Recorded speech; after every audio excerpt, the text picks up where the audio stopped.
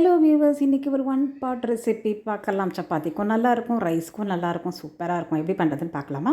100 gram பச்சை பயிறு நல்லா வாஷ் பண்ணி ஒரு 40 மினிட்ஸ் ஊற வச்சுடுங்க. முக்கியமாக வந்து சொரக்காய், இதுதான் மெயின் டிஷ்ஷு டேஸ்ட்டு.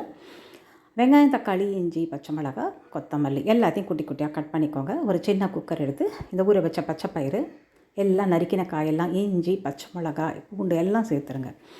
அப்புறம் மஞ்சப்பொடி, சாம்பார் பொடி, உப்பு, மேலே கொஞ்சம் தண்ணி போட்டுக்கலாம். ஒரே ஒரு ஸ்பூன் எண்ணெய் மட்டும் போட்டுக்கலாம். லோ ஃப்ளேமில் குக் பண்ணுங்கள். 2-3 விசில். இது வந்து நல்லா ப்ரெஷர் அடங்கின அப்புறம் ஓப்பன் பண்ணிவிட்டு கரண்டியாலே மசிச்சிங்கன்னா நல்லா மசிச்சிடும். கொஞ்சமாக வந்து நம்ம கடைசியாக உப்பு, காஷ்மீரி சில்லி பவுடர், கரம் மசாலா, ஒரு தாளிப்பு கொடுத்துருவோம். நெய் போட்டு கடுகு, ஜீரகம், மிளகா, பெருங்காயம் எல்லாம் தாளித்து கொட்டி கொதிக்க வச்சு இறக்கிட்டிங்கனாக்கா சூப்பரான டிஷ் ரெடி. ரொம்ப ஹெல்த்தியும் கூட இந்த பச்சை பயிறு அண்ட் இந்த சொரக்காய். ட்ரை பண்ணி பாருங்கள், உங்களுக்கு ரொம்ப பிடிச்சிருக்கும்னு நினைக்கிறேன். Stay healthy viewers. Thanks for வாட்சிங்.